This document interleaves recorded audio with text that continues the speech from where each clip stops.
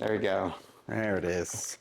All right. So welcome, Jason. Thank you. I'm excited. So I think this actually might be the very first episode of the Art Hub podcast, or the ATX incubator, or the Hub incubator. We've been brainstorming a bunch of names, so Nice. we don't really know what it's going to be. Just the hub. The Hub. Yeah. So with Art Hub in general, we have over 100 artists here, and we want to make it more like a creative incubator, to where a lot of the artists are able to show off some of their work, where they're able to network with other artists, where we start making maybe like little blog posts so they understand how to market themselves on social media. Like we just posted a couple of blog posts recently on a challenge, and I think you might have participated in it. The video challenge? The video challenge on, and it was off of a report of $1.5 billion of ad spend. And that was so the artists could learn a little bit more on how to market themselves. So I'm going to fix this a little bit more Sure. so we could have it be a little bit higher. All right. However, so I prepared a list of questions for you, and I wanted some of the people on the Instagram Live to be asking some general questions about you. But for the people that don't know who you are, who are you? What's like the easiest way to describe yourself, and what are you primarily known for? Well, I kind of assume that nobody watching knows who I am, but my name is Jason Vines, and I am a special effects makeup artist and prop fabricator. I've been doing that for over a decade now here in Austin, Texas. And I've worked on hundreds and hundreds of projects, but the things that people have heard of are Iron Lung by Markiplier, Fear the Walking Dead, which is the Joni Loves Chachi of the Walking Dead universe. And I worked on Spy Kids Armageddon, Alita, Battle Angel, and a handful of projects over at Troublemaker Studios. So those are like the big name things. And there's a handful of others that folks may have heard of, but those are the big ones. And then tons and tons and tons of stuff you've never heard of. Yeah. So I understand that you've worked on a lot of projects, but you said that you work on everything from like the makeup to the special effects. You even have a funny story about Markiplier almost breaking his nose. Oh, literally breaking nose. No, Or yeah, it broke. Or yeah, him breaking his nose. So I wanted to ask, like, from all those experiences, if all of that was to be taken away from you, and if you were to only hone in on one aspect of it, what do you think it would be? One aspect of like special of filmmaking, like man, I like making things that make the audience go ew. So that gives me a lot of joy. So sometimes that's like blood and guts. Sometimes it's like some kind of weird like pussy blistery thing that's going on there. I love sitting in a theater and kind of freaking out or grossing out an entire crowd of people just with stuff that I made with my hands. That kind of that's what gives me joy. So I actually saw like a two I guess like projects. What would you call them? Like figurines? Yeah, so I saw maquettes, I guess. Maquettes. Yeah, I saw two maquettes that you brought on last second Saturday, which was like a zombie pig and Markiplier's face, but just super like I wouldn't even know how to describe it. So how would you just? Well, so those two particular ones. One is actually a mask. You're talking about the pizzard. It's a pig and a lizard that have been grafted together because when a pig and a lizard love each other very much, sometimes they get together. But that was actually a mask that had to be worn by a creature actor. I happened to have been that creature actor. I wore that for the filming of it's a short film called Save Yourself. You can actually watch it on YouTube. And you should, because it's really funny. But that's what that one was. And the Markiplier one, so we had to do a life cast of Markiplier for Iron Lung. And I wanted to test out what the makeup would look like. Like myself and the makeup team had created several prosthetics that we were going to put on Markiplier, but we weren't sure exactly how they would look, if they were going to fit, if we were heading down the right path. So I wanted to do a mock-up. That piece that you saw was that mock-up. It was a resin copy of Markiplier's head, and then it was encapsulated silicone prosthetics that were put on top of it and then painted up to just be like an example of here's what the makeup could look like. It's not what we ended up doing, verbatim in the movie. It was pretty close though. So that was just to be able to show everyone, Markiplier included, hey, this is where we're going. You like it? And he was like, yes. I wanted a 3D representation of it. Also, I wanted to make sure all the pieces were going to fit his face. And they did, because they were modeled off of his face to begin with. Yeah, awesome. So I guess it's like a lot of like the actual like making of, I know just like from having short conversations, it seems like you love showing off gore. And I guess it's like gore is a very, I feel like there's a wide range of gore. There is. And I don't get me wrong, I love me some gore. It's not like if I'm just like sitting down to watch a movie though, I'm not going to pick like Hostel or Saw. Like I like gore, but that's not my most favorite thing. My most favorite thing is like Jim Henson style puppets, like dark whimsical type characters and everything. But I do like, I know how to do gore, and I do get joy out of being like completely covered in blood at the end of the day. And because when I show up on set, the people that know me know that, oh, someone's about to die, so it gets kind of exciting, and everyone's like looking forward to that shot that day because I'm, pulling in 5-gallon buckets full of blood. They know we're going to make a huge mess. We're like dextering the whole place where there's like plastic sheeting all over. We're protecting the cameras, and it's like, all this like anticipation and build up to the bloody shot that we're going to do. So yeah, it's just a lot of fun to do. And then of course the end result is you get to go watch it in a theater and freak people out. It's pretty awesome. Yeah. Hi. Yeah, so right now, one of the things that's happening in the background is Second Saturday. So if you guys see us like penning out and just like looking around, it's because people are coming in, looking at us, kind of peeking to see what we're even doing. What's going on in here? What are these guys doing? I did want to ask, like, I assume you didn't just wake up one day and were like, hey, I want to do special effects, like, and that's like where I want to be and spend like my entire career. Was it like, how did you even get into it? Yes and no. I've always loved like monster movies and always been a big, huge fan of them. The earlier ones that I can remember was like Planet of the Apes. I remember watching that when I was really little in my grandmother's house. She had a tiny little TV in her, she called it the playroom. It was the room that all the kids had to stay in because that's where all the toys were. But I would sit there and watch all these movies and cartoons and things, and they had Planet of the Apes followed by a making of documentary. And that was the first time I realized that, oh, these are people in makeup. I mean, I guess I knew that on some level, but I was a kid, to me it's like movie magic. But then you get to see like the actor and like the makeup being applied to them, and then there's someone whose job it is to put that on there. It never occurred to me that that's just someone could make a living doing something like that. So I was very curious from very early on. But I grew up in a small town in Texas. What town was that? Angleton, Texas. That's where I was born and raised, and I lived there.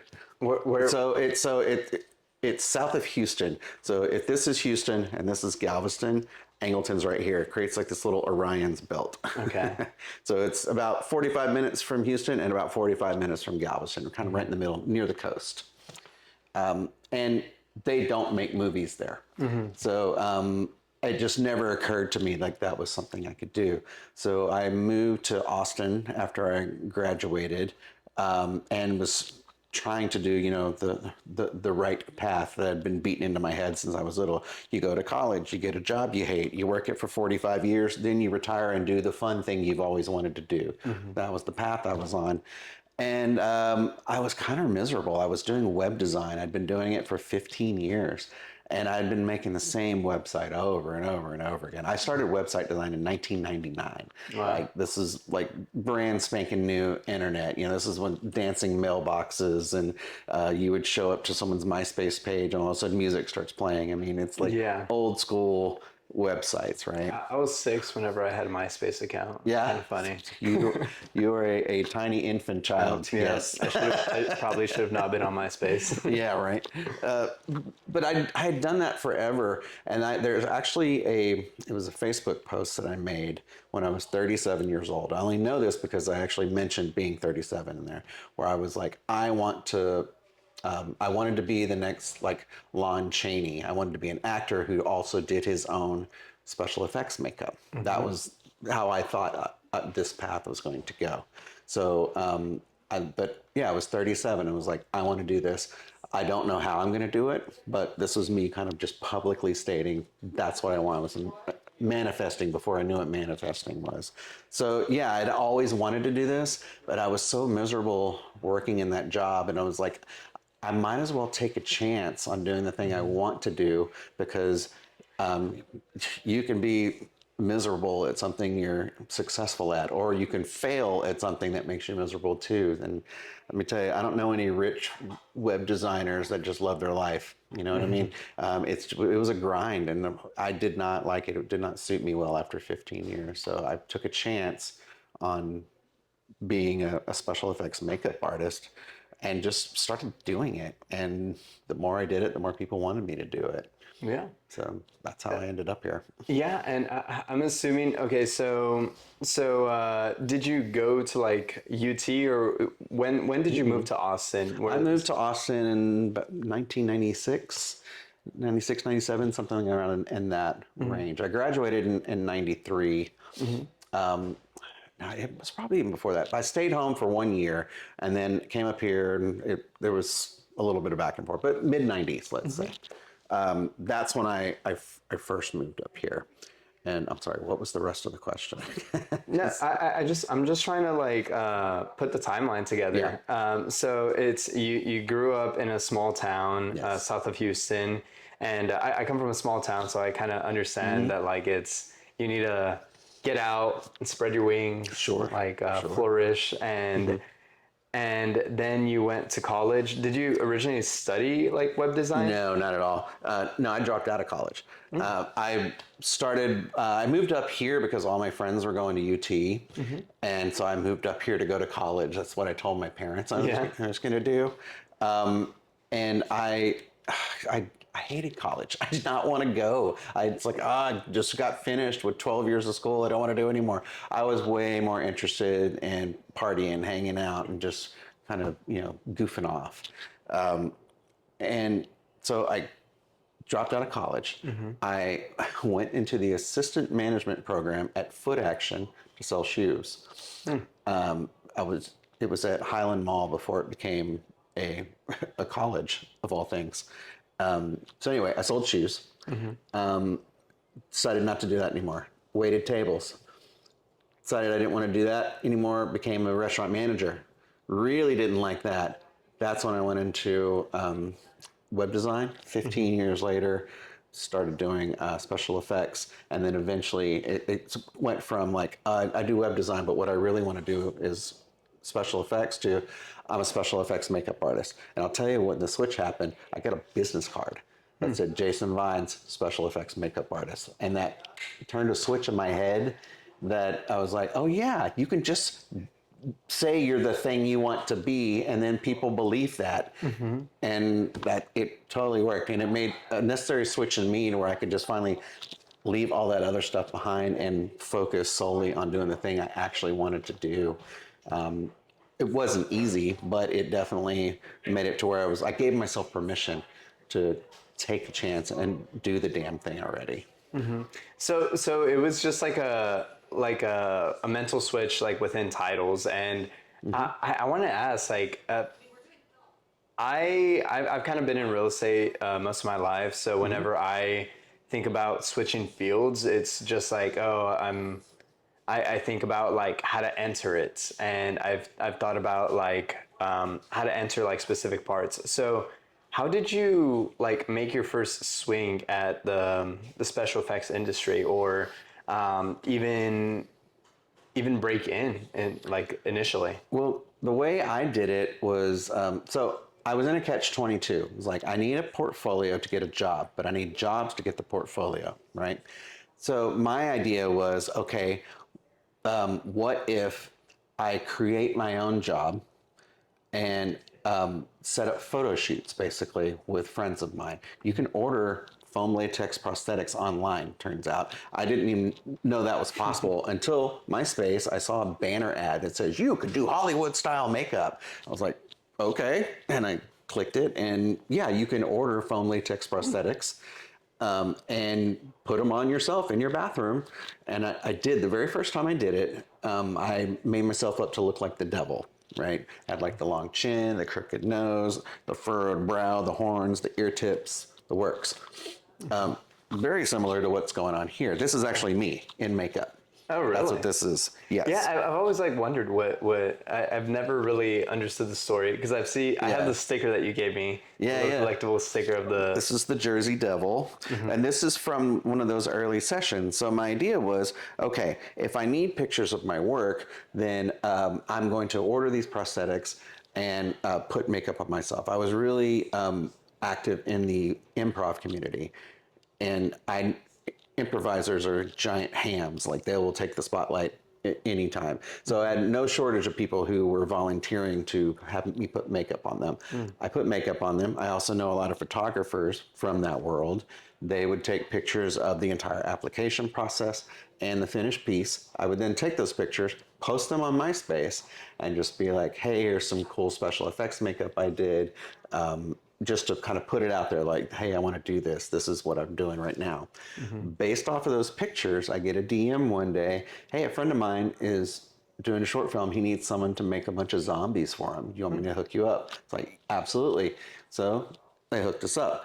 I ended up working with that same director for the next year and a half, 2 years. We made 13 short films together, and we did an entire feature together, all special effects. That was my film school right there. It was just figuring out every single short film we did, super different from the last one. Some of them would have heavy prosthetics, some would have heavy prop building. Some, I actually had to make pinatas for one of them.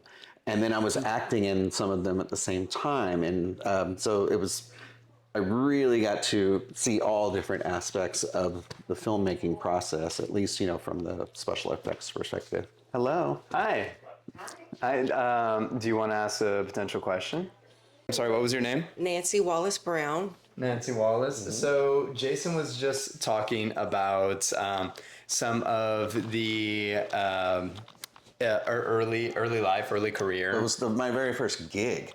So I started out by, I learned that you could order foam latex prosthetics online to do Hollywood style makeup. I didn't know what a foam latex prosthetics. Exactly, that's what I said.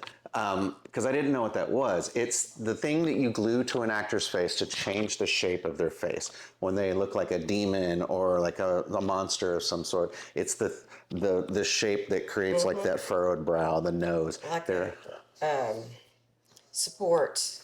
Well, it's support, but like in sculpture when they have the armature, like an armature for it sort of, imagine that you have a sponge that you glue to your face that's shaped like a pointed like cheeks or like a weird nose or something. Is you just glue on the thing, and then if you glue it on I have enough, them on me right now. yeah, you look very human. I look It good. looks I know you. It looks so real. Yes. So I posted pictures of things that I had done, and a friend of mine saw it and said, "Hey, I know this director that wants somebody to make a bunch of zombies. Can you help him?" And I said, "Yes." So I did that one gig, and he then referred me to another director who was looking for someone. How did you know you could do it though? I ordered and put it on myself first. This is one of the first makeups I did. This is You just me. went for it. You just Yeah, bought yeah. the materials and figured it out. It's really, I mean, I don't want to say it's not that difficult because it can be extremely difficult, but it was attainable. It was accessible. It's gluing it on your face, follow the instructions, and then paint it up. And it's super effective. My own mother wouldn't have recognized me in this makeup. I went out for Halloween the first time I did myself up, ran into a bunch of friends of mine downtown. They had no idea who I was. I actually met Elijah Wood that night. I have a picture of me with Elijah Wood dressed as the devil. And it was... Because he wanted to meet the devil. Of course. I have a feeling he's met him before. But it's just, one gig leads to the next. That's and wonderful. Well, I think you must have had just like an innate ability to visualize the materials put together. Well, thank you. I had a lot of fun figuring it out, and I've a lot of trial and error. I have done makeups before where when I'm taking it off, I ended up ripping off half of my eyebrow. That was not fun. So I learned some lessons the hard way that way. Yeah. But you just keep trying out new things, and my motto is you show up on time, you do a good job, and don't be a dick, and you get asked back. Yeah. Yeah. And that's the way, that's been most of my career, pretty much. Awesome. Cool. Yes. This is my friend out here that you can hear. Well, thank you so much, Nancy. Thank you. Thank you for popping in. Make sure to comment something on Instagram. So I'm finding this really interesting. It seems like from like the get-go, before social media marketing was a thing, you were on MySpace. You were on MySpace talking about like your own projects. And I really like this sense of like, if you don't have like anyone hiring you for a job currently, just go out and make your own job. You create your own Create destiny. your own opportunities, and that's where I'm at right now. The film industry is struggling right now, honestly. There was a time in this town where there were 4 or 5 productions going on at any given time and hundreds of people employed.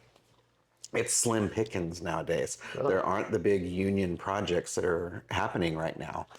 So there's a lot of people out of work, myself included. There are indie projects available, but it's one of those things where you have to go off and join the circus, so to speak. You're working 12-hour days for X amount of time, and it's long, hard hours out in the sun, driving an hour or so away from your house oftentimes. I have a 5-year-old son. I have joint custody with my ex. So it's like if I get a job, I have to then disrupt my schedule, his mom's schedule, and his grandmother's schedule, all to make this happen. And it's way different than when I started and I was single trying to do it. So I'm having to pivot.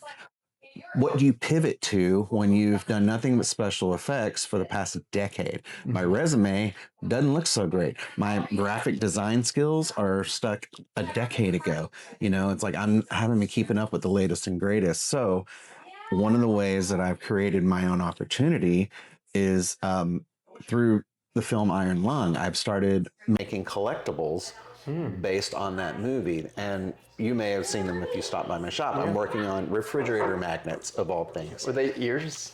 No. They kind of look like ears. They do look like ears. They're not. The ones I'm working on right now are they're like the porthole from like the submarine with the fish eye looking through. That's the current design. But at the end of filming Iron Lung, myself and the makeup crew, we created these wrap gifts for the whole cast and crew that were little refrigerator magnets, just as a way to say, congratulations, we made it. We made this movie. We love you guys. This is a token of our appreciation.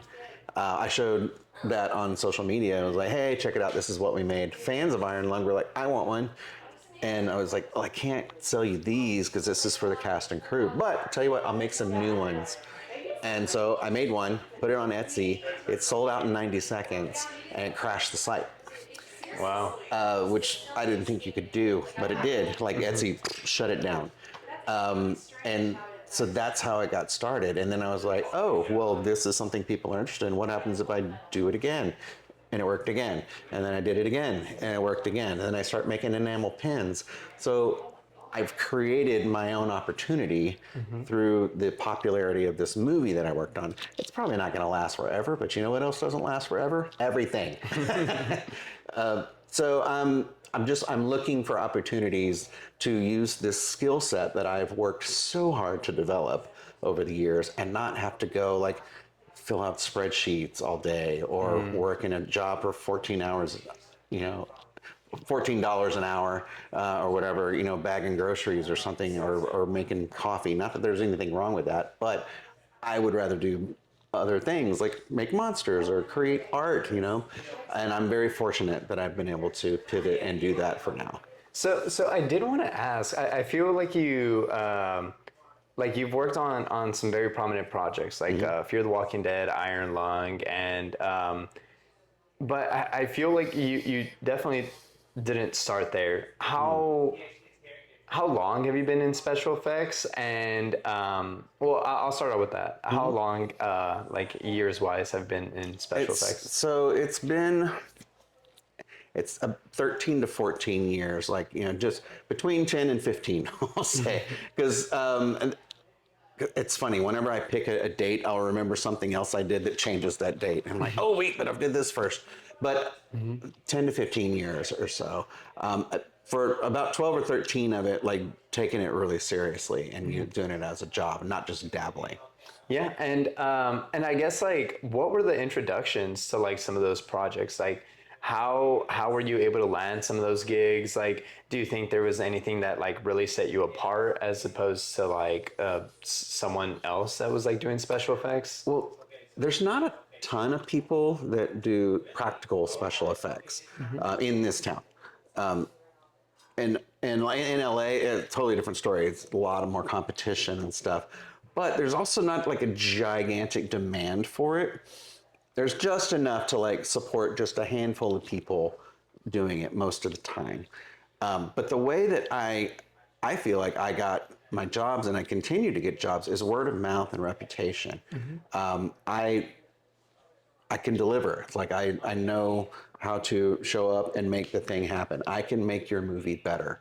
I can hold up my end of the deal. You're not going to be waiting on me ever, you know, to finish a thing. The effects I bring tend to work, and if they don't, I know how to think on my feet and make it work. So it's those sort of things I think that kind of help sustain me and keep me going. But I think the number one thing is I'm easy to get along with. Life's too short to work with jerks, honestly. So I try to, you know, just be nice to everyone, from the PAs on up to, you know, A-list talent. Doesn't matter. Everyone in between, and that goes a long way. When you're working in film, you're working in close quarters with people for long hours. You see these people more than you see your own family. Because you're working a 12-hour day is kind of standard. A 10-hour day that's a cakewalk, short day. It's usually 12, 14-hour days like that. That's kind of the norm. And imagine being around someone for 14 hours a day that you cannot stand. You know, that you're not going to last long if you're that kind of person. So that's I think contributed heavily to me being able to be asked back and be referred to other people, because, you know, I show up, I do my job, and try to be nice. Yeah, so you said a lot of the introductions were like word of mouth. Yes. I'm assuming that you have had like some difficult people that you've had to work with, like in. Very few. I've been very fortunate in that, because I mean, you hear horror stories, sure, of I don't know, like just diva actors usually is what you hear, and there are people that, you know, I've seen people lose their temper and that sort of thing. But my experience, as most of it, there have been very rare exceptions where I've witnessed things like that. For the most part, film folk are good folk. They're hardworking people. They take pride in their work. They're professionals, and I don't know. I get along. I fit in with them well. And most of the people I've experienced, at least in this town, have been wonderful. They're great. That's the best part of any job. You can work on a job that's a total shit show. If the crew is good, that's going to sustain you and keep you. Sometimes it's the only thing keeping you going. It's the people. That's the best part. That's awesome. So, do you think there's been like any people like specifically that have given you, I wouldn't say like boost in your career, but you were really glad that you met them because they cause like the chain effects to lead to Oh my bigger God. projects and So many. I mean, and there countless encounters that I've had and people that I've worked with. One of the biggest ones is Meredith Johns. She owns Hogfly Productions here in town. Hogfly is a special effects company in Austin, Texas. They're the biggest ones. She's been in business 20 plus years. She's wonderful. She's given me countless opportunities and hired me to go on gigs with her. And showing up as part of her crew on something then legitimizes me in the eyes of like directors and producers and stuff, so that later on down the road they can, if they want to reach out to me alone, or if Meredith's not available and she recommends me, all those things help. So Meredith has been huge instrumental in my career, absolutely. People like Anna Fugate Downs, whom I met through Hogfly. She's the one that got me hired on to Iron Lung. So and the list goes on and on and on. Those are the two that are probably the biggest ones that I can think of. I'm so fortunate that I got in good with them, became friends with them, and had a good working relationship with them. Because yeah, if I work with you as, a makeup artist, and I know that you're solid and you can get the job done, if I get approached about doing a job and I'm unavailable, the next question that director is going to ask me is, can you recommend anyone? And being on a short list of someone who is respected in the industry is invaluable. So yeah, 100%. Knowing the right people has been instrumental in my career. so first, how did you even get to meet them? Were you going to like networking events? I assume that, is there networking events? No, there is not. That's a funny story. So the way I met Meredith Johns is, so I had been admiring her work for a long time, because I was like, okay, what I thought was, I want to get a job at a special effects shop. And I look up Austin Special Effects. The only thing that popped up at that time, Hogfly. And I was like, holy shit, there's a special effects shop here in town. I go to their website, and there's like, they have a link that's like, want to be an intern, click here. You fill out this like Google form, right? And so I fill it out, send it off, and like, all right, now all I got to do is wait. 2 years go by, and I don't hear back from them. I fill that thing out 5 different times. So maybe they didn't get it. Maybe I'll send up a refresher. Ooh, I just made this new thing I want them to see. I was trying like crazy to get their attention. Didn't work. I followed them on social media though. They were like, hey guys, this weekend we're going to be at Maker Faire. Come out and say hi. And I was like, I'm going to meet Hogfly. So I went to Maker Faire specifically to go up and meet them. There are 2 women that own Hogfly. There's Carolyn and Meredith. So I walk up to the booth and put up my hand. Hi, you must be Meredith. I'm Jay. She says, no, I'm Carolyn, but Meredith's over there. Meredith's doing makeup at the time. She's airbrushing an actor who's got prosthetics all over her face. And I walk up, introduce myself to her. We chat briefly, and she invited me to the Hogfly's 10th anniversary party, which was like the following weekend. I went to that and met all kinds of different artists in town. Most of them, like, that was the first time I'd ever seen them. I had no idea who they were. Didn't know I was standing in the room with giants in the Austin film industry. Certainly like some of the best makeup artists in town were at this party. After that party, she was like, hey, I've got a movie coming up, like within just a few days.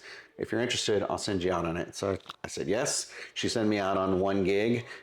It went great. It was just me making up like a creature. And that was it. I mean, then she was like, all right, you're good. And then started giving me work and like crazy, and kept a roof over my head for years. Wow. Yeah, it was really awesome. I did a ton of stuff with like Rooster Teeth back in those days, because that's Meredith was their go-to person for that. Rooster Teeth is it's no longer a company, right? Not the way it was anyway. I mean, I think it exists in some form, but nothing like what it was. Yeah, because we at the Art Hub have been trying to reach out to them, and we're like, ah, dang. Yeah, you missed the boat on that one. Yeah, I'm afraid. Yeah, we were trying to get like, because we think that like that little film corner and animation corner has been awesome. Like, Yeah. you guys are like the highlights whenever we're talking to people Yeah. about like some of the talent. You guys are the first names that always come up. Awesome. So there's been like a lot of rooms where we're talking with like venture capitalists, private banks, and like very institutional level banks. They're like, what is the Art Hub? And then we just like give them like a quick little list of all our tenants, and then say, this person did this person did this, and they're like, wow, like how did this come up? And then we go into the story of the origin of Art Hub. But it's been super cool to see, like, hearing your story. I like the attitude, because it's almost like if the door's closed, you go through the window. You find the opportunity and you keep going at it. If one way isn't working, you just go do something else. Yeah. So with that being said, like I since I've met you, I think I've seen that you have like a go get it attitude. Mm-hmm. Like a lot. This building, it was built in the 70s. Mm-hmm. So it was the old Texas Insurance Building. Mm-hmm. So there's a lot of little things that could go wrong in these like four walls. That being said, your studio has been awesome. Like I've seen everything from like you putting in like some sweat equity, making it feel like home for you. And then you have like racks and cages, and you even have like two studios now, to where you have like just like the one where you do most of your work in, and then almost like a storage one where you also do more work in. Like how would you? Well, so this is, I think, my fourth or fifth shop that I've had. I've had shops at my house, like just like a spare bedroom that I've transformed into my workspace. I've had garage spaces that I've transformed. I was in a whole other building called Mosaic Sound Collective for a little while too, back in the day. And it's an iterative process. So like, this is like the fourth or fifth incarnation of me setting up a shop. So it's like, okay, I know what I like, and I know what's going to work. And I've been very fortunate that like the first space I got like was the exact fit for the stuff that I had, like, you know, all the shelving and the tables and stuff. And it's like, it feels very, I've got the feng shui down, right? You know, but then I'm like a hermit crab. I will fill up a space, and then like, I started to feel cramped. The space 2 doors down from me came available, and I jumped on it. I was like, I don't know exactly what you are, but I know I don't want to miss this opportunity. So I went and I just jumped on it and grabbed it. And what I thought it was going to be, because like if you walk through Art Hub, I mean, there's so many amazing artists here that use their space as a gallery. Hi. Well, Hi. you made my dreams come true by making a sticker of me, right? You're not, but I am so glad. Do you want to please say hello? Please, why we have the door open. Hi, hello. I just came in because I wanted to compliment your beautiful cowboy that's right across from my lab. So this isn't mine. This is actually Ranya's. So Ranya is one of like the studio tenants here. She has some awesome work. She actually gave me some notes that I will plug in a little bit later, because she told me the exact way to talk about her artwork. Okay. And, Perfect. And I missed the opportunity. So Well, if Ranya's on here, just type it in, please. Rania, it's really, really good, and I get to look at it every time I'm here, so thank you. I actually am about to go do a reading. I just want to say hi. Yeah, I mean, there's so much, and I like hearing your story, because it's interesting, because you see the way we consider like our creatives here at Tenet, our creatives here at Art Hub, is there's people just starting out. There's people like that have just graduated UT or St. Edwards, and they just are in our micro studios, which are like the 255 spaces, and And a lot of them are just getting started with their artwork. But then we have you, we have Randy Hayes, we have Angie with Do Tell Media, who's done shows with like BoJack Horseman and sold shows on Netflix. And we also see like a lot of mid-career artists, a lot of muralists here. And I always like seeing the human behind people, because like a lot of people sometimes miss the steps. They just see like They see the highlight reel. Yeah, they see the highlight reel. They don't know all the steps that it takes to get there. And I love that there's so many folks in different parts of their journey here, because I'm still figuring this shit out too, and I've been at it for a while, but I'm constantly discovering like new things that I want to try, and being here is very inspiring because there are so many different types of artists here with that'll do things that like never occurred to me as like that's a thing you can do.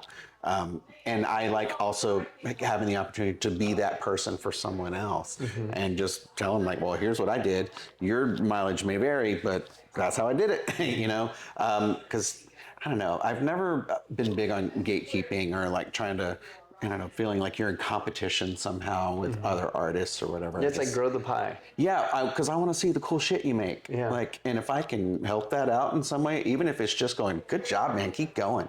I'm going to do that. I think it's very important because I have been encouraged so many times throughout my journey by other people. And that's just a tiny way I can pay it forward. Even doing this podcast right now, maybe somebody's out there is watching this who's like, oh man, I'm working the same job for 15 years. I can't stand it. But you know, I'm about to turn 40 and how do I change careers? I don't care if you're about to turn 60, you can pivot and you can change today and start doing something different. And it's okay. I mean, and it's okay if you're not good at it. It's okay if it's just fun and you never monetize it. Whatever it is, man. If it brings you joy, you owe it to yourself to give it a shot because it just might turn out to be the best thing. That was Sarah Marie just popped in the doorway again. I've known Sarah Marie for a very, very long time. She and I were in the same improv troupe together for a long time. Improv for Evil was the name of it. Improv for Evil. Yes. That is awesome. Right? So I'm a big proponent of volume negates the luck. So it's like the mentality where you do something so much that you inevitably come to an opportunity, and when that opportunity comes, you have the repetitions and you have like the skill set and the failures all compounding to where that luck, it's just all the preparation you've done for it. So I kind of want to ask, whenever you've been put in like some of these like scenarios, like where you were talking about like the special effects shop here in Austin, were you at first like nervous whenever you were like, like how did you overcome it? Did you like, were you like pre-planning before that, or did you just say, I'm going to do it, I'm going to wing it, and I'm going to just like go for it, like all this experience that I've done is going to carry me to this moment? In the beginning, it was, I mean, I was nervous because I wanted to do a good job, but I was also confident that I could figure it out. Because that is, I don't know, the creative problem solving skill is one that I pride myself on. It's like, if I don't know how to do it, I can learn how to do it. It's not that, I mean, nothing is impossible. We have freaking YouTube. The entire combined knowledge of the known universe is in our pockets right now. If you come across something you don't know how to do, you know, you can find out. You know, used to you could ask Jeeves or Google it. Now you can chat GPT it, whatever. There is someone out there who's been through this before and that can show you the way. You know, I've rarely run into things where I'm the trailblazer on anything. So, yeah, but confidence is key, I think, especially if you're working, like, let's say for Hogfly. Meredith knows that if she sends me on a job and things go pear-shaped, that I'm not going to be like deer in the headlights and like, oh God, what do I do? It's like, no, I'm going to figure it out and going to get through and everyone's going to be a happy camper. She can trust that that's going to happen. I've proven that time and time again. and that's, I don't know, that's just confidence in my abilities. And with a lot of experience and being through some pretty crazy scenarios and things that maybe didn't work, and you just learn from your failures, dust yourself off, and you try again. But now I've had enough of those under my belt where I'm like, that's all right. Even if it goes wrong, we're gonna make it right. It's gonna work. It's gonna be okay. But you gotta have that confidence. I think it's really important. And sometimes you gotta fake it till you make it. Yeah. Do you think the faking it till you make it is, do you think like you having some of those repetitions like really helped you in the confidence? 100%. 100%. So I'll give you an example of a very recent one. This is pre-iron lung, right? A year and a half. I'm freshly divorced. I'm living in a brand new apartment. There's no work prospects out there for me. I cannot find a job to save my life. All I can find is gigs. I'm door dashing. I'm doing these things. I'm freaking miserable. And I was like, you know what? I'm gonna become an affiliate marketer on TikTok. But I was really embarrassed about doing that. I started a secret TikTok account specifically so that I could get all of my cringe out. And in 6 months, I made over 600 videos. I was posting 5 to 7 times a day, just grinding that axe, like trying to figure out how the hell do you do this. Didn't care if it sucked, didn't care if nobody watched it. It was a secret one. I even blocked everyone from my contact list. Like, no, you cannot have my Facebook contact list. I want anyone that I know to ever see this. And I did those reps, 600 plus videos, easily, maybe even more. And Iron Lung comes out. And I'm like, okay, I know how to do short form content. I can crank shit out. And I did. I started posting at least once a day, sometimes 2 or 3 times a day, behind the scenes stuff, little stories here and there. Hey, here's also what I'm working on. Here's who I am, that kind of stuff. Had I not done that secret account and done those reps and everything, even though I didn't meet the goal of becoming an affiliate marketer like that, and thank God I didn't, because how annoying. But it prepped me for using those powers to promote myself and promote all the stuff that I am doing. So yeah, it's like you just kind of start doing a thing that you're interested in or curious about, and getting those reps in. There will be an opportunity that comes along that you were then ready for, that you maybe didn't anticipate. And that's what's happened with the Iron Lung thing. And now it's shifted over to where I'm making magnets and enamel pins. If you'd have asked me 6 months ago, hey, how do you think you'll be making a living? I would not have said that, but that's now my reality. And had I not, started a freaking secret TikTok thing, and there you can say that about 100 different things that have added to that. Had I not had a job for 15 years as a web designer, I wouldn't have known how to create my own Shopify store so that I could sell these things. And I wouldn't know how to do photo manipulation, so I can do my own product photo shots and then take them into Photoshop and alter them. Yeah, it's like each experience teaches you something. 100%. Yeah, you just get more tools in the tool belt. Yeah. And the only difference between me and say someone straight from St. Ed's who's got a $200 studio here and is just starting out is I'm 51 years old. And I've had a lot more time to put more tools in the tool belt than they have. That is the only difference. Because by the time they're my age, there's no telling. I mean, I didn't start out with a tiny studio in my 20s. I waited until I was 37 to even start doing this stuff. So if I had started earlier, oh my God, I can't even imagine where I'd be right now, But I mean, it is what it is. That's just what my journey has been. I want to touch on 2 more things, Yes. or 2 more things, and then your final advice to the artists or creatives. Okay. So first, with all the innovations of AI happening, I know a lot of creatives and artists are against it. I know a lot of finance people are against it. I know everyone is against it from all walks of life, but it is the new norm. It's kind of like when the internet was designed, and it's something that's so disruptive and it's messing around with like so many industries.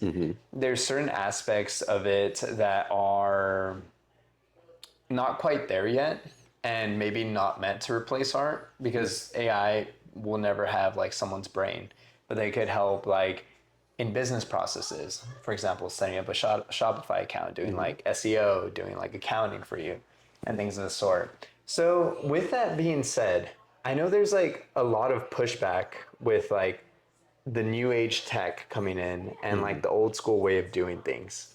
How do you see that in like your personal life? Like, what are your thoughts and opinions of it, and what are you gonna do like moving forward with that? So it is tricky. So I will say that my thoughts on AI in particular have changed over the years. The first time I remember being the first time I have ever used it was in 2023, and at that time, my first exposure to it was on Facebook. People would be like, "Hey, here's my profile picture is like an anime version of me," or "This is what I'd look like as a Renaissance painting." So it was just like a huge trend. Like everyone was posting like different AI versions of themselves and stuff.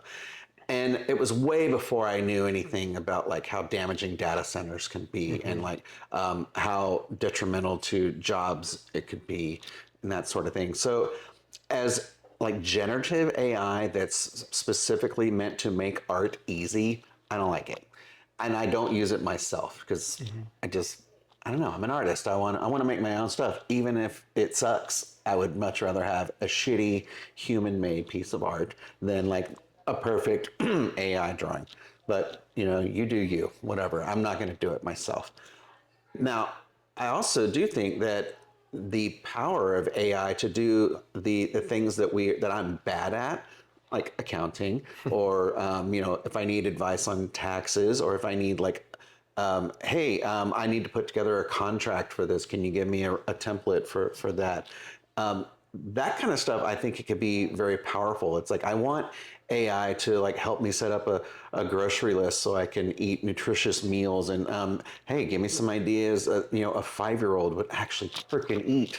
I mean, I think there are way more ethical ways to use AI, and I really hope that they come up with a much more environmentally, ethical way to do it. You know, where we're not using all the freaking water in the world to make it happen. For instance. Yeah, I mean, like, I think it's. I'm gonna go on like a short tangent on that because I think it's more of like the U.S. infrastructure because the electrical grid system is just terrible. So they're using like a lot of like the. A lot of water just because like our infrastructure isn't there to support it. But for example, China is upgrading their electrical grid as like data centers and AI grows, and they're doing it in like a more sustainable way to where they have where like they're not killing our planet at the same level as like maybe the U.S. might be. Yeah, they're just killing it in other ways. Yeah, that's fantastic. But like I know do you use it at all to like help with like ideation, just like some of the Like for the art and stuff? Yeah. No, not really. I mean, the stuff that I'm creating, like my favorite thing to do right now is start with a blob of clay and 2 marbles. And I start pushing those things around until it looks like a face. And then I'll refine that face. And then I'll turn that into a refrigerator magnet. There's examples hanging up outside my room right now of me doing exactly that. The joy is in the creating. Why the hell would I want a machine to do that for me? Because it robs me of that. That doesn't entice me at all. It's not attractive to me to have that happen. I know there are people out there that love it and think it's amazing, and like they can go through 100 different iterations of blah blah blah. But it's not my thing. I don't like it. Yeah, I think it's fair. Like, so I'm seeing it more from like the development side, where like architects are starting to use AI to do like more renderings. So that cuts off like the time from like something that we would have an intern do, and just like have them do like a rendering, put like people everywhere, and maybe little iterations like of a building. Like these walls could look 10 different ways. So we're like, okay, maybe AI, we could just plug this in and then it'll give us like the 10 iterations, so we could show our clients like a little bit easier and things of the sort. So we've sensed like practical uses of it, but there is like also the beauty within it too, because like we seeing like some of the architects work, like they'll like draw out some of the sketches, they'll do preliminary sketches, and then they use it like in support to do like the tedious tasks. Like no one likes switching walls, but they like doing like the overall building. Right. And it might be like those minute little details that could be, that maybe took someone like an hour just an edit. Now it takes like 10 minutes and you could have 10 versions of it. Well, I also think it's like any other brand new technology. So let's just assume for a second here that AI is not destroying the earth, and that it's just a new amazing tool that's available out there. I remember a time where it took me years to get my first cell phone, because I was like, well, why the hell would I need one? Because I grew up in a time where if you were unavailable, you were just unavailable. Just knock, Or you just, well, I don't know where he is, can't get him. He's not answering his phone, or I left him a message on his answering machine, or whatever it is. But then I finally get one, and then it's like, oh, it's pretty quickly, you can't live without it. And then it was like, oh, well, I already have a flip phone. Why the hell would I need a smartphone? Why do I need the internet? I've got a computer. When I finally made the switch, I can't imagine my life now without having the internet in my pocket. I mean, rarely make phone calls anymore off my damn phone. Soon we're going to stop calling them phones and call them something else, because no one actually calls anyone. So I think AI 10 years from now may be a lot like that. Like my 5-year-old son will never know a world where AI wasn't an option. So that's both exciting and terrifying. I agree. So it's like, what's that gonna mean for like future generations? Like, because one of the things that's missing from modern life and from kids is boredom. We've eradicated boredom, right? It's like instant gratification. Yes, and boredom activates your imagination. I'm so bored, I have to figure out a way to get out of this. I mean, I remember when I was a kid, I would spend hours in my backyard playing in a dirt pile with G.I. Joe figures, digging tunnels and having all these intricate little, they're attacking, quick, go in the tunnel. And he's like running around. A freaking dirt pile, because I was bored and my mom wouldn't let me come in the house when I was dirty. And I'm having to like drink out of the water hose outside and stuff. It's like a whole different era that is gone. Like my son will never know a life like that, and he will never. He goes 2 seconds of I'm bored, and it's like I would have to like go somehow like unplug the TV or something. Well, that doesn't work. Sorry, buddy. It looks like you're gonna have to go play with your toys. But it's like it's kind of sad a little bit. It's like are we robbing ourselves as a human race of a future of creative humans where everything now is just going to be homogenized and created by AI? Like that doesn't sound great to me. Yeah, I mean, I kind of see it with like my little brother. Like, he's like a little ball of energy, and my mom's like, she's like 42 now. So I'm 24 for reference. So there's like a big gap between us, and whenever I'm talking, like whenever I was growing up, like my mom's doing a little better now, but I was like a little bit more poor. So like, I didn't have the same like smartphones and cell phones as everyone. Like whenever I got bored, I had the Texas desert that I had to like just go mess around in. I had to go get in trouble, like climb on roofs, do something to like entertain my boredom. And I noticed it wasn't until I entered like high school, whenever I got my first cell phone, that like all these what do they call it? It's like the creative juices of like kids, like they kind of like fade away over time. Well, yeah, it's like if you don't have that boredom the driving force to make you have to use it, then why would you? You just get that dopamine hit. You Yeah, know? it's almost like our minds are becoming sedated. Yeah. Like, yeah, And if you think it's bad now, it could, well, I don't know. It's going to change exponentially in the future through things like AI. I mean, I think if you thought the internet was big and changing the human race, and it was / still is, then social media became a monster, and now it's going to be AI is the next like big, huge change that's coming. It will be unrecognizable in about 10 years. It's just changing super, super rapidly, for better or for worse. There are those that are going to love it and those that are going to hate it.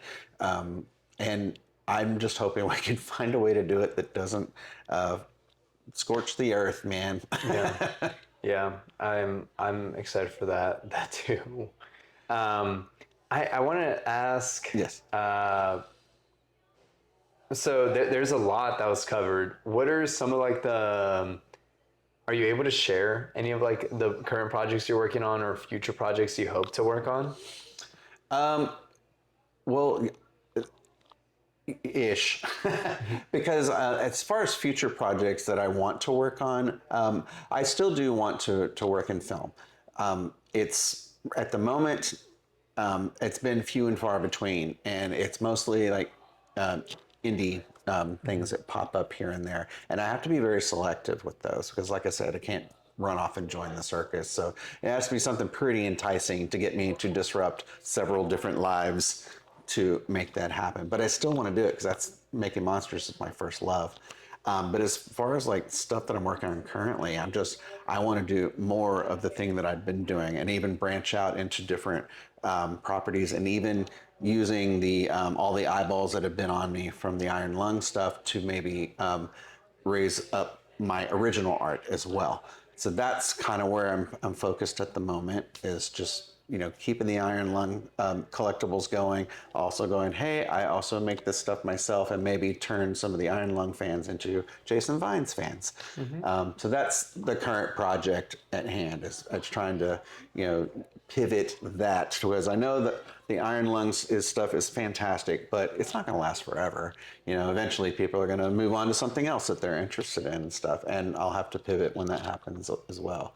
So I'm trying to get ahead of that curve. Yeah. But I do want to go back and work on some cool monsters. I want to do puppets, man. I want to do a monster puppet.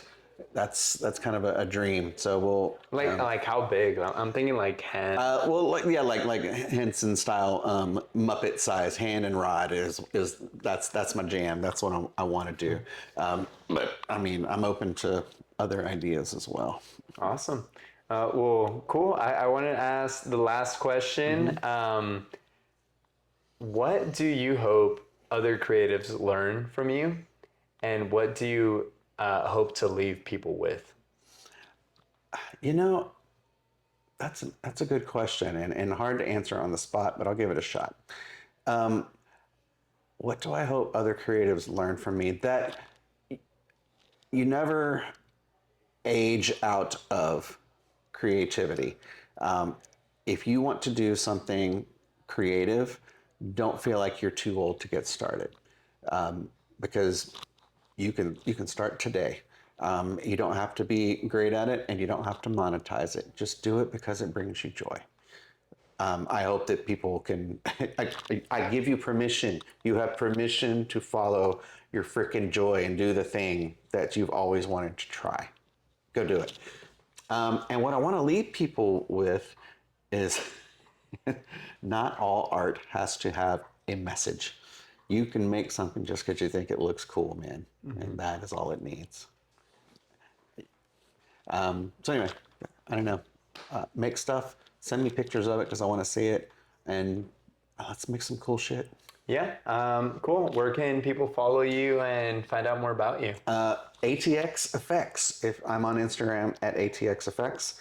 You can also go to atxeffects.com, and it'll have links to everything else that you might want to know about me.